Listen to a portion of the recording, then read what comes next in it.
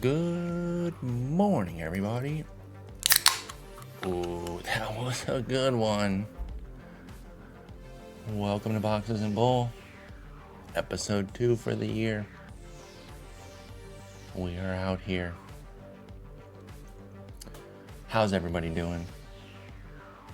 Let me get myself on the screen here. Hello. Whew.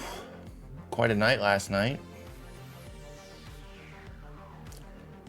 Metskins, thank you so much for the 12 months on the Prime. Adams Digest, thank you for the 7 months. Appreciate both of those. A-Rod, what's going on? Airborne Virus, good to see you. R-Button, hello. Vic, hail, good to see both y'all. R-Button, we have to talk about Chris Paddock. Oh my gosh, do we have to? He led me astray. What up, Blood? Dustin May was excellent last night. No, the Braves can't catch a break right now. They're still a good team. Brownback, good to see you. We do this every year. We do this every year when we freak out over these teams that are failing early. I will remind you, and I think I saw this on MLB Now. I think it was what's his head? Joel Sherman, who pointed out Mets went 0-5 last year. Made it to the LCS. Yeah, Chris Paddock, man. I thought White Sox, come on. Solid spring. He can do it. No.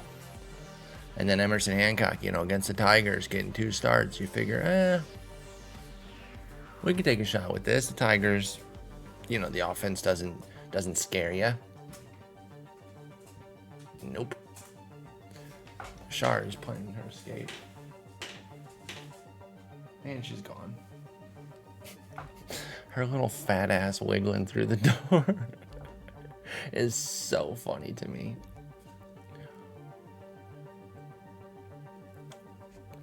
All right, let's get into it, folks.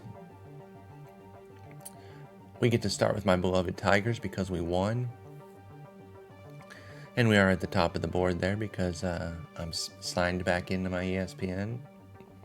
Kyle Tucker is in fact good at baseball. Yes, that is definitely true. Tigers win 4-1. They get to Logan Gilbert early. Who's still, 10 strikeouts, 1 walk, only 3 runs. But you don't need a whole lot in that ballpark. They ran the count up early. Like I said, they got 2 runs in the first. Tacked 1 on in the third. Gave up a run in the 7th, and Riley Green said, nope, I'll take that right back with a homer in the top of the 8th and a nice little crisp 4-1 win. Casey Mize, 5 2/3 of 1 hit ball, did have 3 walks, including 2 in the 6th, which led to his departure. But you have to be very, very happy with what you saw there if you're in on Casey Mize. 82 pitches, 15 of them swings and misses. Again, Gilbert was actually excellent. 5 innings, 3 runs, not the best ERA, but 22 swinging strikes and 10 strikeouts. Again, Tigers just got a few runs and then had great pitching. It was a 1-hitter for the team. Brisky, Vest, Canely finished it off, including Canely getting the save. It was great. Jeffrey Springs. I put him for 2. Medium and deep leagues I can see starting him. But he's also ranked 21st. So, when you're looking at my daily SP chart board here, just because he got the X in 12 teamers doesn't mean auto start him there. You might have a bunch of these starters to where, you don't have to get down to Springs because it's a loaded day. 2/3 of the board I'm starting in all formats. I mentioned that 20 of those 30 are in my top 60 pitchers. So it's a big day. So as far as DraftKings, things like that, it's an easy no on somebody like Springs. But even in fantasy leagues, you could easily have several of these pitchers to where you're not necessarily running him. So it's more of a toss-up. I'm not against it, but I definitely respect that Cubs team in that park. It's the same with Tyone, really. Obviously, Tyone's got an easier matchup against the Athletics than Springs does against the Cubs. But it is still a minor league park. They're both, kind of solid, if unspectacular. I'm really excited about Roop. Just want to be careful with Houston here for his first start of the year. So I just kind of want to play a little bit more wait and see. Burke was great. I think he got the opening day bid, didn't he? Eager to see what he can do. As Airborne mentions, Mackenzie Gore going today. Very eager to see what he can do after his big start. You have a bad feeling about Eflin today? I mean, look, Boston's great. But what exactly? Can't not start him.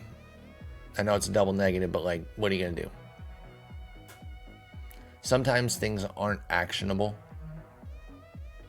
Kikuchi, I can't back that guy. I'm not the biggest Kikuchi guy, but if you rostered him, you paid a decent price, and you're not going to take a at St. Louis start and not use it. You have to. Well, we had a one-hitter.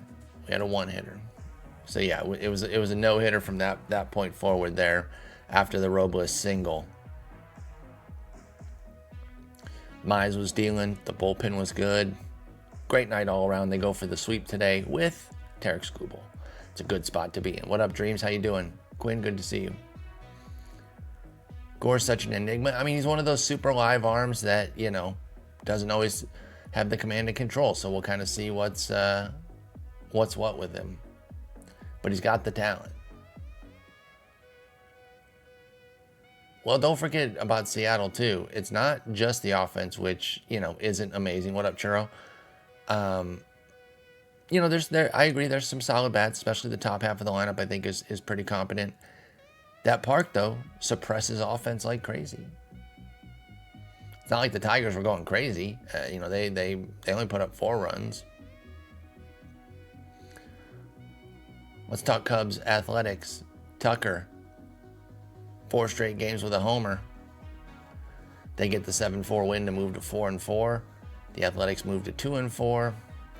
Severino grinded out 6 innings, but did give up 6 runs, 5 of them earned, on 6 hits, 3 walks with 6 Ks. 2 homers, including Tucker's and Suzuki. Suzuki's was a 3-run shot. A's making the playoffs? Well, I don't know about that, but I like the A's. They're an interesting team. I really like some of their bats. Butler, Rooker, Blade, Langoliers, Soderstrom. Jacob Wilson's interesting too. I don't know if they have enough pitching though. Justin Steele wasn't amazing, but got the job done, got the win. 6 2/3, 4 runs, 7 hits, a walk, 6 Ks. Did give up a couple homers himself to Rooker and Langoliers. Not anything to be bothered by there. Tip your cap there to a couple of huge home run hitters, both right-handers as well, going against the lefties. So, yeah, not too worried about this outing here.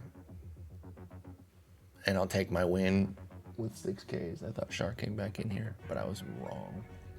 Presley gets his 2nd save.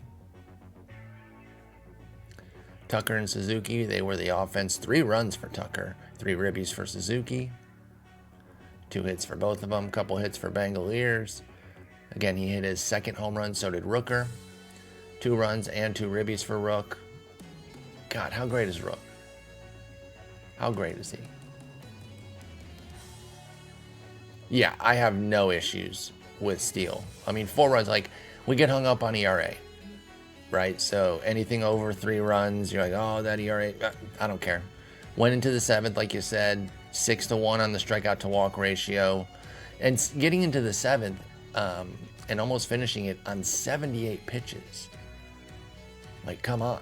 The only thing you could nitpick at was only 7 swings and misses. Okay. And again, solid team. So he wasn't at his best, didn't have his best slider. against a competent offense. Again, I'm not going to sit here and pretend the A's are a god tier team, but a competent offense in a minor league park, this is a good outing. And then from a fantasy perspective, since you get the win, there's no bitching to be had. So, well done there by Steele and company. And they won on Monday too, right? So they're going for a sweep. Yeah, they cooked on Monday, that's right. So they're going for a sweep today with JMO against Springs. Again, that's kind of a Spider-Man meme of those two pitchers pointing at each other. They're very similar. So we'll see what gives. Marlins win 4-2. Look at the Marlins. Break up the Marlins. They're 4-2. They win 4-2, and they are now 4-2. They dropped the Mets to 2-3. Sandy Alcantara gets his first win of the year with 5 innings of 2-run ball on 3 hits, no walks, 4 Ks. Did give up a solo shot to Brandon Nimmo. Kodai Senga's season debut, they gave him the soft landing. They purposely put him in the 5th starter's role there to get him the Miami opening. And I think he's going to get a second Miami start too. So they really, he only had 3 spring starts. They're giving him a really soft landing, and I like that. That's really nice there. And he was fine. He takes the L. He gives up 4 runs, but only 2 were earned on 3 hits, a walk, 8 strikeouts in 5 innings. You're very happy with that if you have Kodai Senga on your fantasy team or if you're a Mets fan. 16 swinging strikes on 77 pitches. And listen, I know they're 4-2, but the Marlins suck. Their offense is absolutely wretched. You don't love that he gave up 4 runs against them, but it's not a freak out situation. And again, for fantasy purposes, only 2 were earned anyway, and you still got 8 Ks. Of course, you want the win. You're thinking, this is such an easy landing spot. We got to get a dub. Don't lose your mind over it, though. All in all, it was a good start. I love my bullpen savers. Max Kranick goes 3 perfect. Love when I see a reliever go multiple innings and save the bullpen. And it's not like Senga, put him in a bad spot, only going 3 or 4 innings. He went 5, but Kranick said, I'll finish this out, and only had to go 3, of course, because the Marlins didn't have to bat in the 9th. Stowers goes yard for his first of the year. It was a 2-run shot. That was the big damage off of Senga. A couple ribbies from Graham Pauley as well. God, this lineup is so bad. The fact that they're 4-2, kind of impressive. That's hilarious, Quinn. I'm sharing a calendar with my girlfriend, and she's going to get so annoyed when my injury reminders start going off. June 1st, stash Yuri Perez. What is this? My battery died today because I got 14 injury notifications. Quinn, is this you? Yep. Sorry. Oh, yeah, I was wondering how Brandon Nimmo hit a homer in the 2nd. I forgot that he is the number 4 hitter, not the leadoff guy. That was jarring me there. When I saw it, I was like, wait, 2nd inning? Nope, that makes sense. So, yeah, another light offense game here. Dade Myers got caught stealing. Lindor got his first of the year. Pretty straightforward game. Jackson Merrill just signed a deal with the Pods. What'd he get?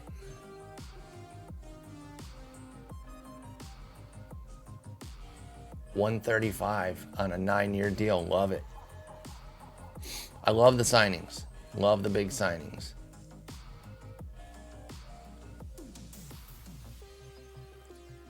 And look, I know, we've been talking, we talked all off season about Padres are going to cut money. They're going to cut money. No, they did not. They added Pivetta. Now they're extending Merrill. So it seems like things are all right. Nah, Adam, this is what you get with 1 year of experience. 135, that's a huge outlay for somebody with 1 year. And I'm not saying he doesn't deserve it. This is a good both sides deal. I've got no issue with this. But you still have to acknowledge that it's a 22-year-old who has 1 year. So you're committing a lot here. And it can max out to 204 because it has a $30 million option for the 10th year. That can be converted to a player option. What I love is, he's 22. So this is getting all of his 20s. People said the same about Acuna, and he has 2 torn ACLs. Exactly. And obviously he's got a historical MVP caliber or MVP winning season with, the 40-70. He's been great, but he's got 2 busted knees. Like, this could have gone way sideways here. It didn't. It's still, and he's going to come back this year. We'll kind of see how it goes. The fact that he was so good at his heights makes a missed 2024 easy to kind of eat. But you never know. Like, I think we get a little too... I think we go a little too far with saying, like, these are no risk for the team because they're signing this great player at a peak level that, we're the most excited about them. But things change. Players don't always just go on a straight arrow up. They ebb and flow. They can get hurt. All sorts of different things.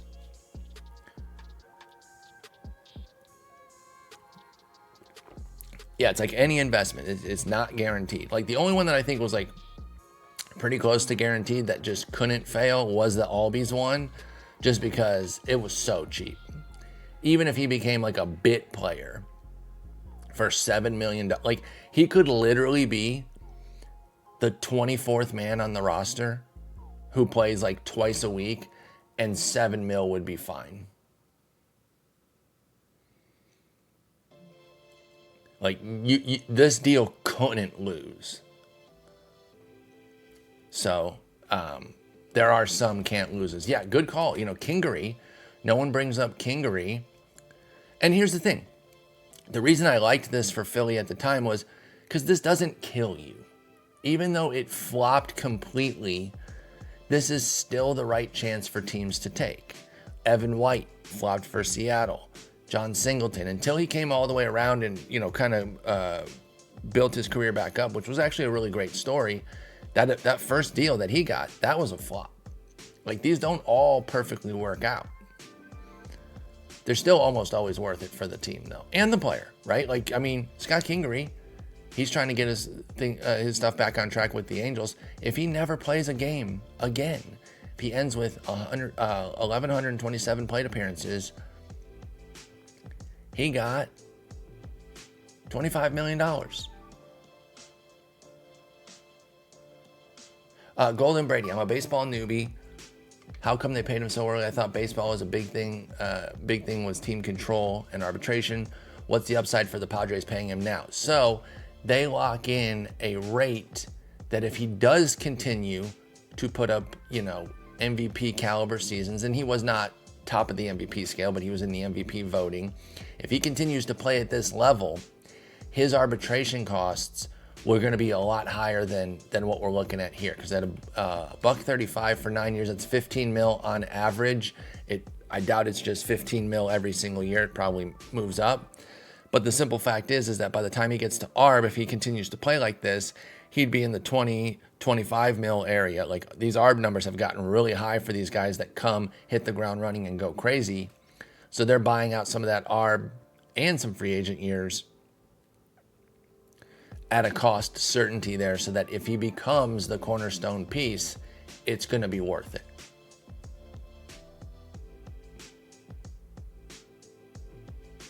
No problem at all, Brady. So yeah, I love these deals. The players set up for life. I mean, that's the thing too, because when Acuna signed his, well, why didn't you wait? You're Ronald Acuna. You can get way more than that. It's $100 million at age 21. Shut the hell up.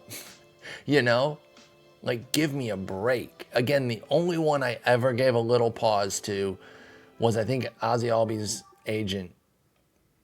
Come on, dude. You got to do better than that. I'm sorry, you just have to. It was signed in 19, so he already had these 2 years under his belt. You can't get that to 50 mil. I don't know. That, again, this is not hindsight either. At the time, I was like, come on. And again, his family's eating good. He's got financial security. He's talked about it before because it is one that garners a lot of attention. He's like, I don't sit around thinking about that. And good for him. Because it's not like he can't buy whatever he wants, within reason, of course. But also, not everyone is like uber money driven to get every single nickel and, you know, I have to have the most money. I don't know what his upbringing was, but the vast majority of people, whether they're ball players or not, you tell them they can get 35 mil guaranteed at age 22, they're like, that's pretty amazing. Crochet deal, I love the crochet deal. 6-year extension for him. You know, pitchers, obviously always risky, but his upside is ace. His upside is true, full-blown ace. And don't forget, still very much on the right side of 30 at age 26 this year. Makes total sense.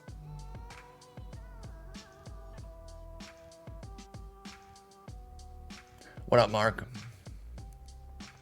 All right, moving on to Texas at Cincinnati. And you know, look, I don't get everything right in my SP charts.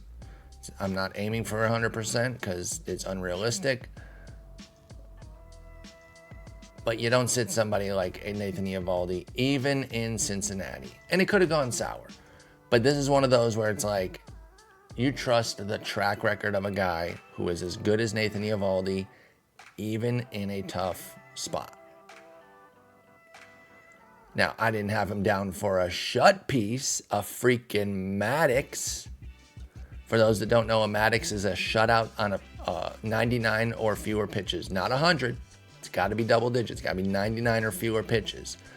So no, I didn't have him down for a Maddox, but I was never sitting him. And the only reason I'm bringing that up is I saw some Twitter chatter about like, oh, do we run Eovaldi in Cincinnati? And look, Cincinnati is an amazing park. It's very difficult to pitch in. It's a good lineup. I don't care. I don't care. Is Nathan Eovaldi. He's not top of the scale, but he is an upper tier guy, you know, especially on a per inning basis. He gets hurt. He doesn't have a lot of volume, but when he's on, he's an amazing number 3 or like a solid number 2. Like he's in that area there. So I was never not starting him. So he drops the Maddox. Carson Spears, for his part, pretty good too. You ran Eovaldi and PT Live last night. Nicely done. Now I didn't go that far with it. Very well done, Churro. That's incredible. Nate Eovaldi is my favorite IRL pitcher that doesn't translate to great to fantasy. He's still pretty good. And again, you know, I always reiterate that I play in deeper leagues. So like a 15-teamer, a guy like Nathan Eovaldi is a god. Like that mid-rotation type guy, even with the volume issues, because he's good for an injury bout or 2 per year, right? We can see the volume here. He's never reached 200. He's only qualified for the ERA title 3 times, which you have to have 162 innings. So he's not a big workhorse. But when he's in, he's awesome. It's just that simple. Especially here in his 30s. 600 innings of a 369, 115. With just under a strikeout per inning. And playoff Eovaldi is a stud. And I'm a huge fan. Like I've been a fan since his prospect days with the Dodgers. So I'm fully in the tank for him too. I want to put that bias on the table. I'm a big Eovaldi fan. The offense in this game was simply Wyatt Langford going bomb pop. Hit his second homer of the year, and that's it. He was also the only 2-hit guy. There were only 8 hits total. Josh Smith got a steal. And that's it. There's not much else to talk about in this one. Dominant performance by Eovaldi. Solid performance by Spears in the Reds bullpen. they get a tip of the cap too. It's just that one run proved to be enough with Nasty Nate up there. For my fantasy folks in here, where were y'all on Langford this year? In the NFBC universe, he was going in like the second round, so I wasn't quite there. I had other guys I liked in the second round above him. Like I kind of see the vision of like why you would jump him that high if he's your dude, but I just wasn't quite there.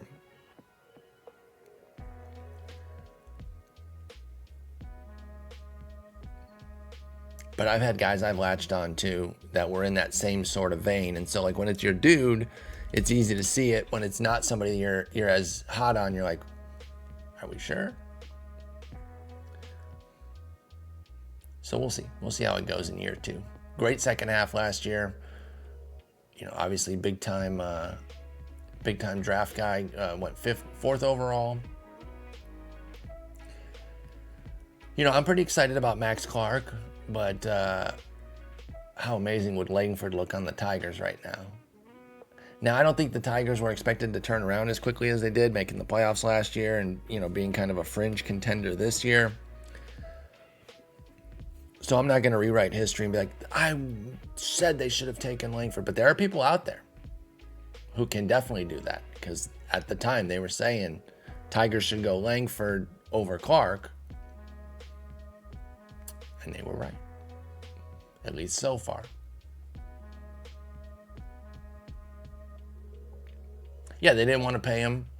They wanted to go with the younger guy, the longer term with Clark. And again, I'm super geeked about Clark. Don't get me wrong. I'm just saying, if you drop Langford into that lineup right now, how dynamic is that team all of a sudden? Especially in the situation that we're in right now where we're hemorrhaging outfielders with guys getting hurt. D-backs win 7-5 at the Yankees. Eugenio threw him on his back there with another big late inning comeback. They go to 3-2. The Yanks drop to 3-1. Will Warren, solid outing, 5 innings of 1 hit ball, but 4 walks, so little. You know, you can't ignore that. Only gives up 2 runs, though, 4 Ks and a homer. Carroll got him in the 3rd inning for a 2-run shot. He worked around the 4 walks and didn't give up any hits, or didn't give up many hits, I should say, give up 1. So that works, but obviously you can't survive a walk in 4 consistently, and that's not really part of his game. So I think we will see improvements there. I hope.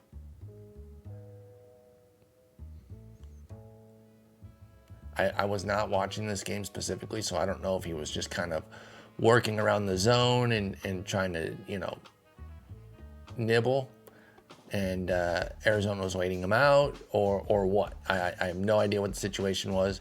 You know, not the best control guy coming up. So he might be in that like 9 to 11% walk rate situation. Does he have enough Ks to overcome that? I don't know. I am intrigued by him, though. I liked Will Warren even before all the injuries hit the team.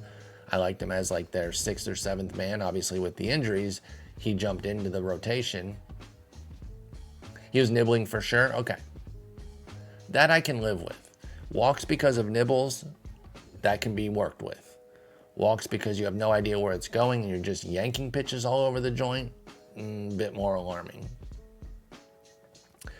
Corbin Burns, not great. They ran up the count big time on him. Now, part of that is that he got 8 Ks to go with it, so he saved you a little bit in terms of like the fantasy output, but only 4 1/3, 4 runs, 2 earned, 4 hits, 3 walks, and those 8 Ks, couple of homers, 1 to Dominguez, 1 to Volpe. But 98 pitches in 4 1/3 makes for a tough outing for Burnsy there. 16 swinging strikes, though. We'll take that. 10 for Warren that's not too bad. That's not too bad in 85 pitches. That's a 12% rate. Definitely okay with a 12% swinging strike rate.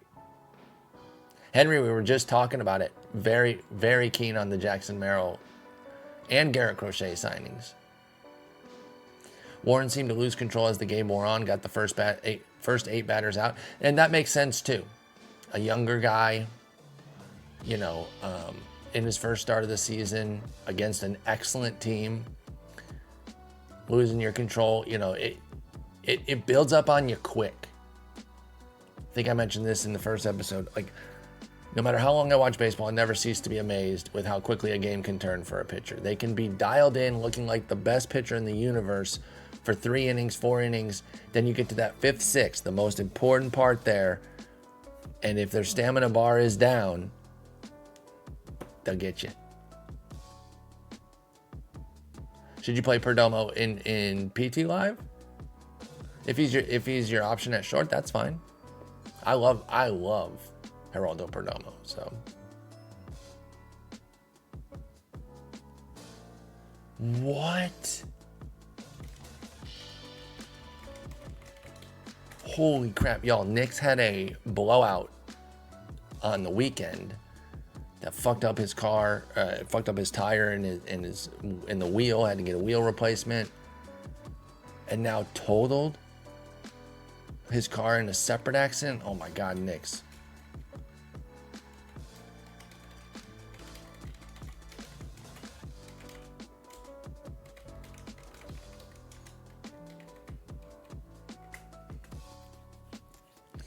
Hopefully everything's okay, Knicks. He can't hear us, so that's why I'm typing to him. Yeah, 2 incidents in 3 days with his car. A blowout, and then a full-on accident. My goodness, that's terrifying.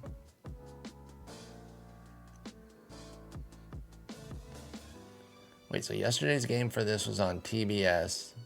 Today's is on Prime. And then dbacks.tv. I guess that's just the D-backs channel now because they don't have an RSN, but it's like 3 weird outlets for the 3 games there. Somebody in chat, sorry, who mentioned Cruz? Oh, Hale mentioned Fernando Cruz. 2 perfect innings with 4 punchies.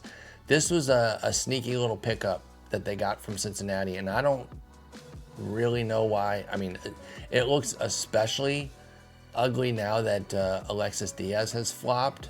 I forget what the trade was. Who'd they get back for this? Oh yeah, Trevino, which, okay, that's not a terrible deal. It's not a terrible deal. Trevino's a really solid catcher, and obviously with Tyler Stevenson hurt, they need Trevino.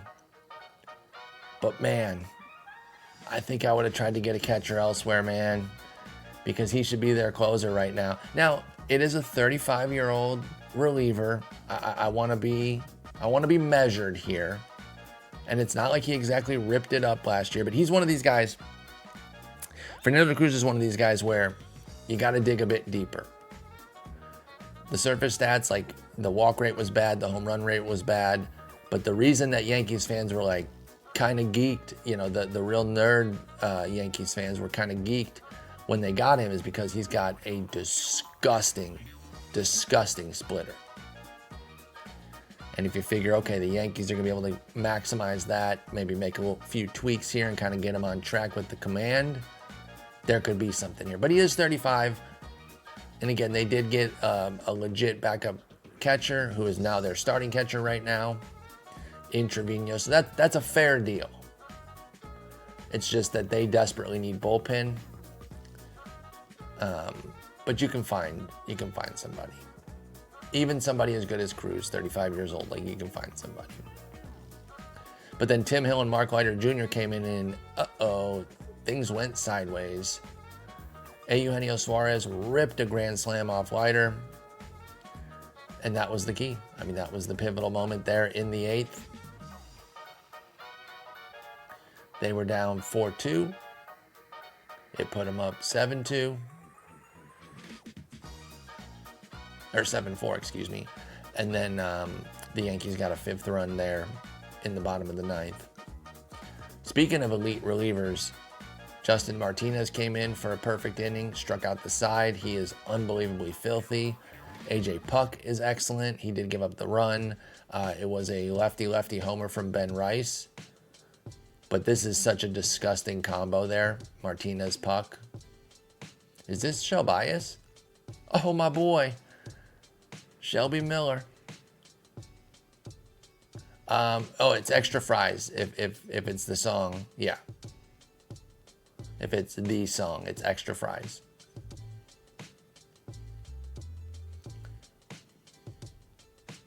So yeah, the bullpen and Eugenio Suarez saved Burnsy.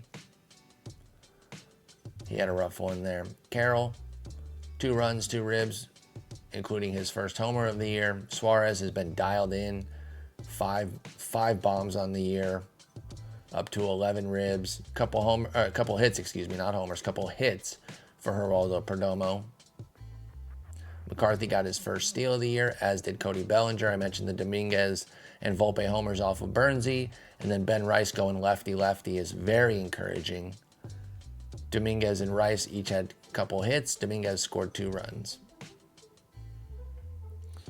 Next up, we got the Rays winning 7-0 against the Pirates to go to 4-1. The Pirates dropped to 1-5. Thomas Harrington got the call, and it didn't go well. This is kind of a standard issue debut. Even for, even good prospects don't always have the best debut. They kind of leaned on him a bit. And even a command and control arm, they can run you up. No, I don't think it'll be Bubba the next time through. Because I don't even know if this is a long-term thing. I think Bubba is probably on the Skeens timeline, where he's going to come up in late April, early May. Don't sleep on Harrington, though. Don't let this one start take you off of him completely. It's a good team in a minor league park. So, you're probably pitching a little tight there. And you just never know with these debuts. Some guys are super amped and they're able to channel it, where they push the velo up, they're looking nasty, and they have this great debut. Other guys are so amped that they're like over-amped, they're yanking the ball, they're not themselves. And listen, we're never going to know which is, you're not going to know beforehand unless you're talking to the guy directly and he's like, oh my God, I'm so excited. It's unbelievable. So I'm not going to judge Thomas Harrington too hard off of this debut. I do love Brandon Lau in that park too. He was a huge fantasy target for me. Absolutely agree. The one thing I will say, and I'm always looking out as a selfish fantasy dweeb. Wait, are we going by Tom Harrington here? I see we're Tom Harrington. I'm curious if that's what he's going by now. This will make him cheaper as far as pickups here in the NFBC. So we do pickups on Sunday nights. It's a once a week situation. And so now he might get sent right back out. I don't know. I haven't seen anything yet. This might have been a one and done. Nothing yet about getting sent out. But if he sticks, I don't even know where he starts next week. Would it be at Cincy here? Is he in the... Whose spot did he take? I guess that's the real question.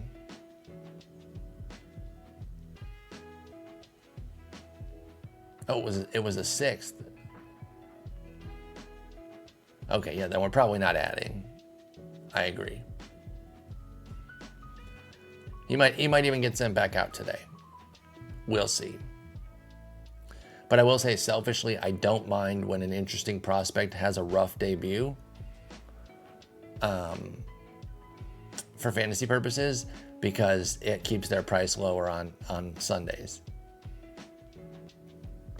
Keep tabs on Harrington, though. I still really like him. Bubba Chandler has the higher ceiling for sure, by like a decent bit, but that's only because he's got I think Chandler has ace upside, whereas I think Harrington's kind of a mid-rotation upside. But he gets knocked around here. Brian Reynolds and Brian Hayes get a couple hits in the shutout effort. Shane Baz was excellent. I'm not the biggest Shane Baz guy, but starting him against Pittsburgh, easy peasy. Like that, there was never any doubt there that you're starting him there.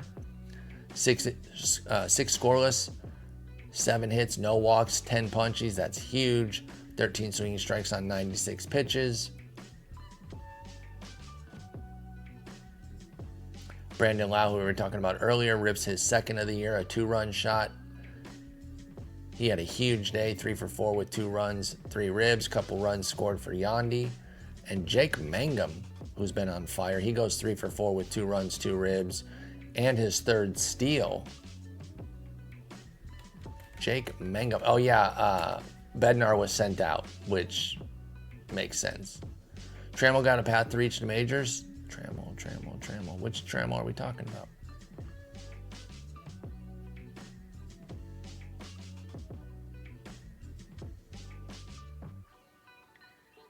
about? Big Ducky. You can be rude to Bob Nutting. That guy sucks, dude.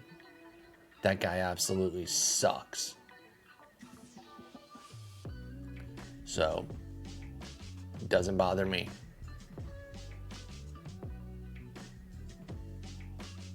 All right, we got to pick up the pace a little bit. I got my VSiN appearance here in about 30 minutes. But even though it's a full slate, we're moving. We're moving. So this Mangum guy, by the way, he might be a pickup. Oh, Termar. I'm not sure exactly what his timeline is.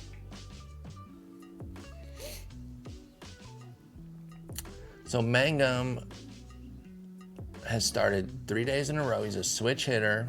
He's playing right field. So he's basically got the Josh Lowe playing time. But Cameron Meisner's playing as well. Oh, Christopher Morel taking the hit against righties. Interesting. Yeah, D King. I go on the a numbers game show with Gil Alexander. We're longtime friends, so I'm on once a week there. We talk some baseball. It is through the betting prism, but usually we're just kind of talking baseball. Ooh, AOC, that's beautiful. That is awesome. I gotta be honest, I'm such a child that like collecting cards and getting a card number 69, I would definitely be hyped on that. By the way, 24 minutes left for PT Live, y'all. 24 minutes left to get your lineup in for my OOTPers in here. I'm going with Crochet and Wheeler. I only have one perfect. It's Crochet. I pulled them in a pack. So I gotta run him even against Baltimore. I mean, I don't have to. Obviously, I could put somebody else, but it's my only perfect. I'm gonna run him.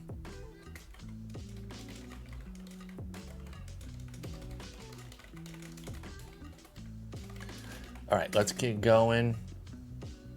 Got a handful more games. Actually, probably more than a handful. Where are we at here? We got 1, 2, 3, 4, 6, 7. All right, we got 7. Okay, so not quite speed round, but probably gotta keep the tangents tight here because we got 30 minutes. Well, probably closer to 22, 25 minutes because they're gonna call me a few minutes before. But the Blue Jays win 5-3 against the Nats. They go to 4-2. The Nats drop to 1-4. Trevor Williams gets cooked a bit there. 10 hits in 5 innings, 3 runs, 3 Ks, no walks. But Eos bounces back, 5 2/3, 2 earned on 7 base runners with 8 Ks. You know, and I said this in the SP chart too. Like, you don't sit Barrios after the dud against Baltimore. Like, your assessment of him, you drafted him to be kind of like a mid-rotation guy. And one start against a great team should not be changing that. Like, you should not be making major changes on your assessments of players at this point. Especially if you drafted like 10 days ago, 2 weeks ago. Nothing has changed enough in that time to be like, oh, I'm completely off now. One bad start's not going to do that. You know, if he'd have gotten cooked, okay, then we could have talked about it. But no, he bounced back. In fact, I think the runs were even in the 6th. So he had 5 scoreless, ends up giving the two runs there in his final inning. He has done this before on opening day, but on that one, he did not bounce back. 2022, you know, we stuck with him for a while, and it didn't get better. I guess he did. He was better on that second start, and even pretty good the rest of the month. Wow, that is interesting. I thought it was just kind of bad all the way through, but no, he had the mega dud against Texas, smoothed out a bit for the rest of the month, but then from May on, it was just disaster city there for Jose Barrios.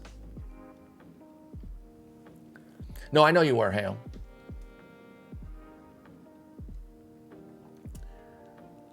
I like Barrios, and again, I wasn't gonna move off of him there.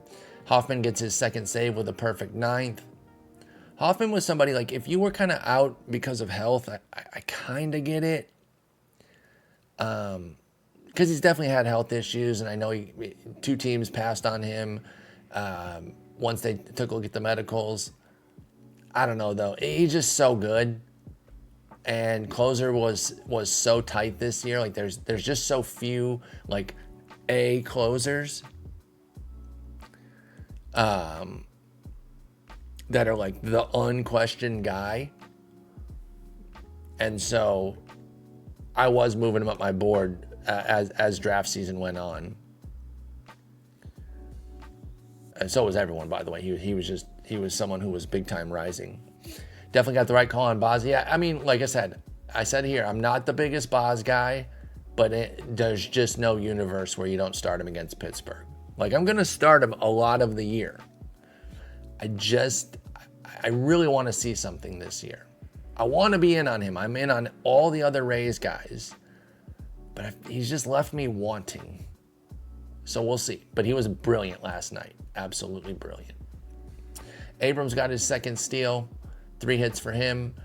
2 hits for Alex Call in the losing effort there. A lot of twofers here for the Jays. We had Bichette, Kirk, Springer, Will Wagner, and Alan Roden all getting 2 hits. Alan Roden only needed half a day to do it. He goes 2 for 2 before getting replaced there by the right-handed Davis Schneider. I imagine to face, is Ferrer lefty? Okay, yeah, probably to face Ferrer. Roden had a bunt single as well. Love it. Going old school with it. If you're bunting for a hit, I can get behind it. But if you're sack bunting, shoot me in the face. I hate giving up outs. 2 ribbies for Ruiz in the losing effort too, by the way. 2 for Bichette and 2 runs scored for Springer. By the way, with Scherzer out, it's not going to be Yariel Rodriguez. They like him in the stoppers role. They view him as more of a fireman stopper type. And the start for Scherzer is today. So him going yesterday means he can't go today. It's going to be Easton Lucas, who I think is at the bottom of the board here. Oh, wait, this is yesterday's board. Yeah, obviously we're not doing anything with Easton Lucas. Yeah, I'm out on Yariel too. Even if Yariel was getting the job, I would not be recommending him. I prefer him in the reliever role as well. I think they're doing the right thing there. I don't think he's got the juice to start. He could be a great 2 to 3 inning guy out of the pen, though. That could be the exact perfect spot for him. Milwaukee gets on the board with their first win of the year, to move to 1-4 with a 5-0 victory over KC, who drops to 2-3. Billy, what's going on? Bench Severino for his 2-step with San Diego and the Mets next week? Yes. I wouldn't cut him, though. I'm still holding.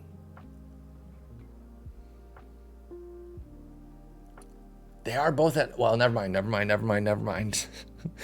It's going to take a while to break that, because I was going to say they're both at home, and I was thinking as an A, both games at home, that's not so bad. Not this year.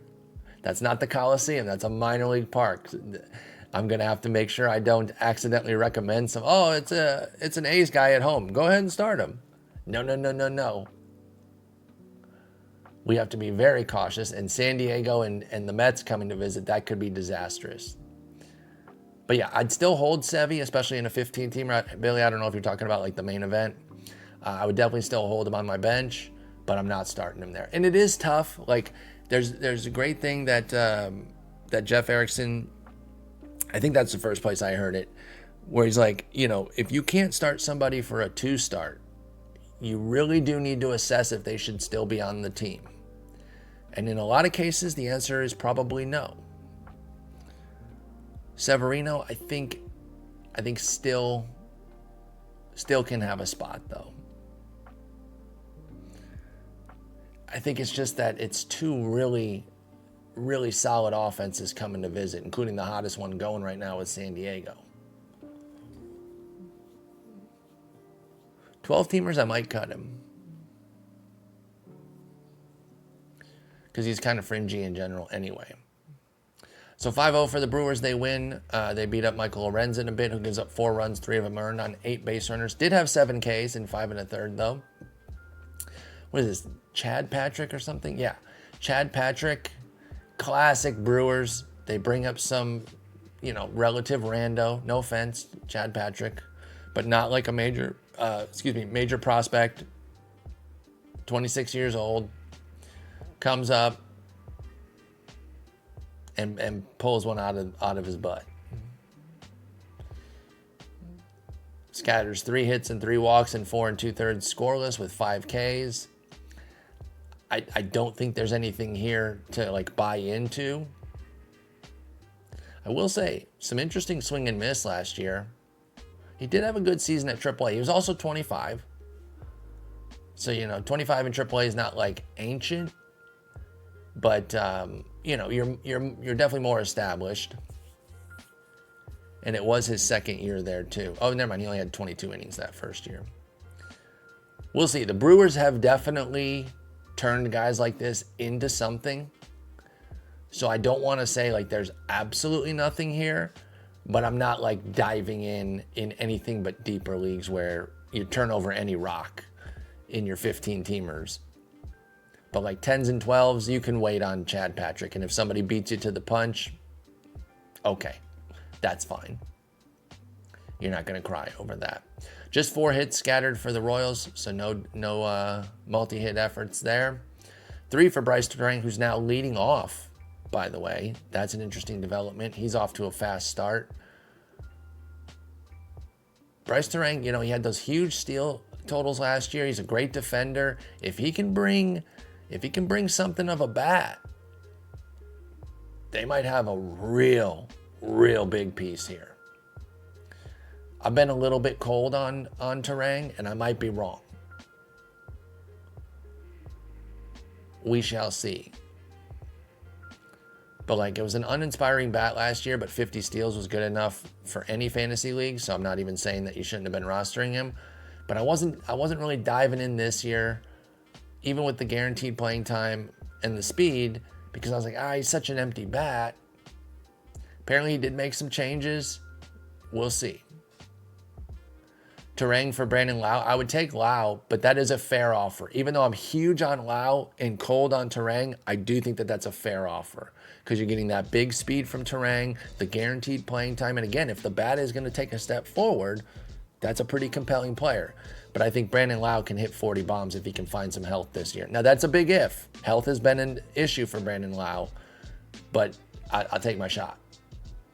Fair offer, though. Absolutely fair offer.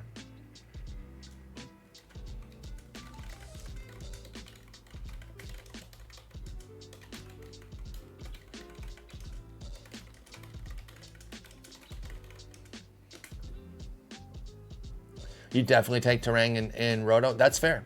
I mean, 50 steals is 50 steals. Let's be honest.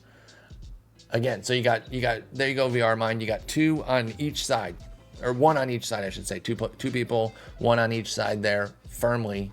Hale saying definitely take Turang. I say definitely take Lau. So there you go. You know it's at least a fair offer there. I'll just flip a coin. Yeah, I don't blame you. Like it is one of those things. Like, do you need the speed? Turang might be your guy. If you're just looking for the pure power output, then you go to Lau. If you don't really have a need for either, then it is kind of a coin flip. Those are two really good players for fantasy purposes. Because even if Terang's bat is not blossoming here the way we've seen early on, he's still a 50 steal guy. He's still a 50 steal guy. Yeah, the Rays do have a really unique schedule to try to avoid some of the crazy rain, Quinn. I don't know the exact breakdown of it, and we don't really have time to get into it, but yeah, they do have some scheduling that kind of tries to help maneuver around the weather. Christian Yelich had a big day. Only had one hit, but also had a walk, a homer, 2 runs, 2 ribs, and his second steal of the year. So he's got a combo meal there with the homer and the steal. Eric Haas hit his first of the year. And there you go. The Brewers are on the board. Freaking White Sox blew my boy Shane Smith's dub. They lose 8-3 to the Twins, who get their first of the year. They're 1-4 now. White Sox dropped to 2-3. Simeon Woods Richardson was all right through 4. 2 runs, 5 hits, a walk, 5 Ks. I still think that should be Zebby Matthews' job, but I'm not in charge, so they didn't ask me. Shane Smith, Rule 5 pick from Milwaukee. I'm pretty keen on him. I was taking him in some 15-teamers. I really think he's a deep league only guy. Hey, thanks so much, Fletch. Take care. I still think Colt Keith's pretty good. I am a Tigers fan. Keep that bias in mind, but I think he can hit. Shane Smith, 4 walks, definitely, not the best control.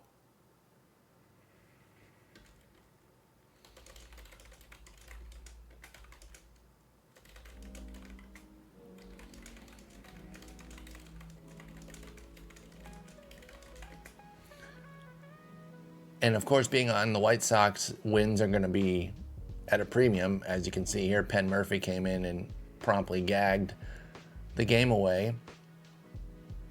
But I'm impressed with the debut outing from Shane Smith.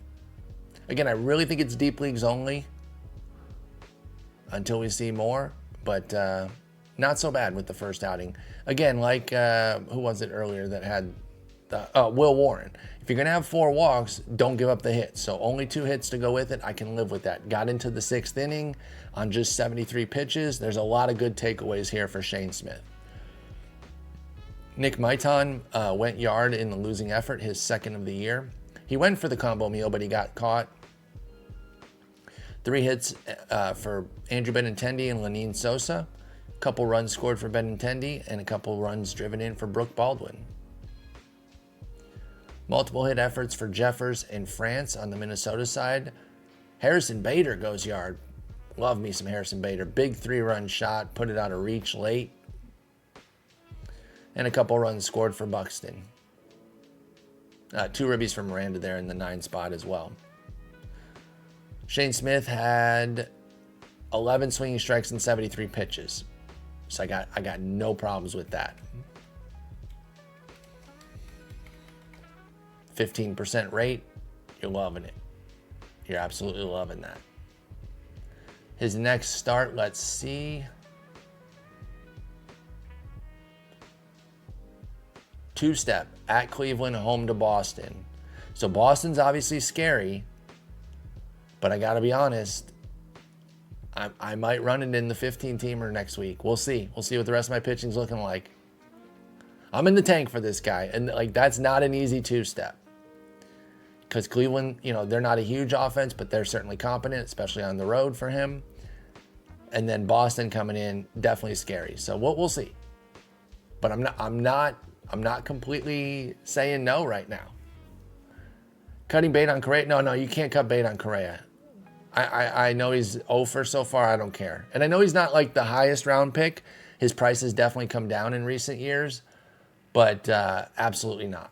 Absolutely not.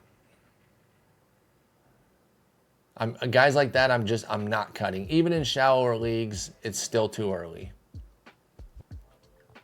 All right, 4 games here in about 8 minutes. Angels win 9-7. Barn burner here in St. Louis. They go to 4-1, do the Angels. Cardinals dropped to 3-2. Kyle Hendricks, strong. Hendricks and Liberatore, they were not the problems here. You see a big number. You see 16 runs with Hendricks and Liberatore. You're like, oh, yeah, they probably got cooked. Both of them pitched well. 6 innings, 2 runs on 7 hits, no walks, 4 Ks for Hendricks. Liberatore, baseline quality start, 6-3 on 6 hits, no walks, 4 Ks. I'm in the tank for Liberatore. He's not that good. I do want to be clear. Like, you don't have to join me on this one. It's just a prospect that I've liked a long time, and I'm just kind of, I'm trying to will it into existence. And I've only got him on like some DCs, and that's where you draft 50 players, and those are your 50 players for the whole year.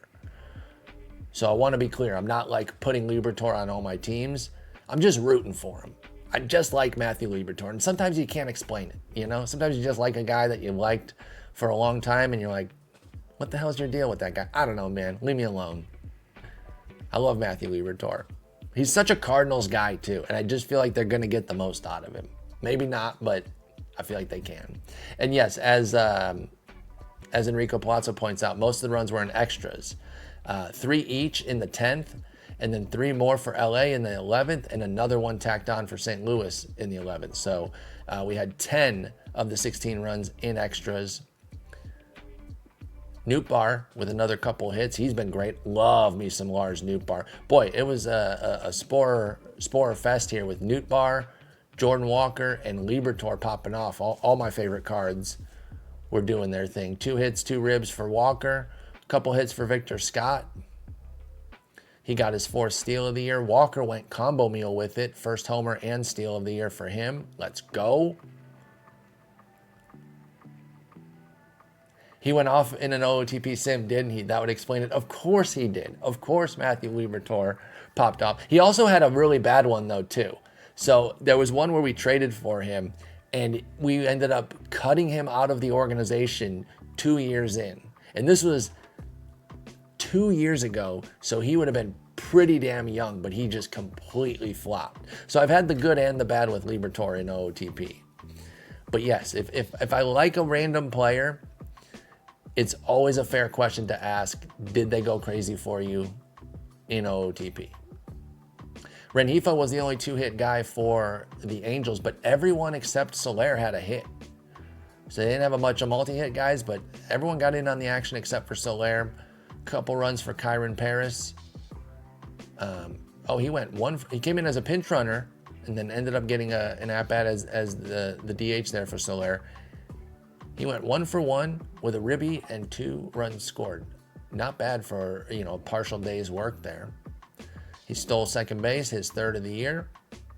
Speaking of guys who popped off for me in OOTP, Kyron Paris became a superstar in OOTP 25 during one of our sims. Like a legit top of the scale super duper star. It was crazy. Trout, Moncada, and Seanwell with 2 ribbies apiece. And Zephyr Jean got the save. Was this Ryan Johnson? Yeah, Ryan Johnson got the win.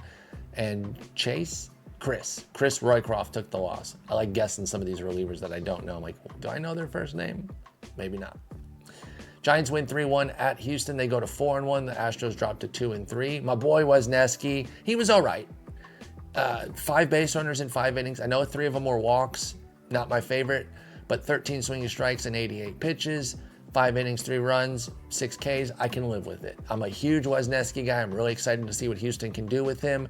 This is not a bad debut at home against the Giants. I'll take it. Maybe wish that they wouldn't have run up 88 pitches in 5 innings, but I don't have issues here. Logan Webb was excellent. 7 innings, 1 run on 5 hits, no walks, and 6 Ks. Then they turned it over to Taylor Rogers and Ryan Walker. That's kind of an ideal setup for them. Webb, Rogers, Walker. Walker gets his 2nd save. Altuve goes yard. That was the only damage against Webb. And then 2 ribbies for Adames, and an Elliot Ramos homer was the damage against Wesneski. And that one's a quick one for us as we're on a time limit here. We got 2 more games in about 3 minutes. Then they're going to give me a buzz for my VSIN spot. Padres win 7-0 to go to 6-0 on the season. The Guardians drop to 2-3. Logan Allen, not that Logan Allen, but the other one, both pitched for Cleveland at one point, which is annoying. The other one I believe is in the KBO now, the one that also pitched for the Padres. This is the young one from 2 years ago when Bybee, Gavin Williams, and Logan Allen, they were all three kind of popping off. And then he backslid a bit last year, and we'll kind of see where he's at. You know, getting clocked in San Diego is not gonna completely spook me. I was never starting him here. I would have liked to see more, but like, it's fine. The 5 walks is alarming. And again, we're not chasing Logan Allen as some big fantasy stud. I was just kind of keeping tabs on him, and I will for a couple starts. My boy Joey Cantillo, I love him, and I really want him to be good. But as Tom Hamilton was saying on the radio broadcast yesterday, thanks, R. Button, have a good one. He needs to show that he can get some scoreless innings, or else they're just going to stop trusting him, even in the bullpen. Like, he's got the good raw stuff, but he just doesn't make it work right now. He's too inconsistent with both his command and his control.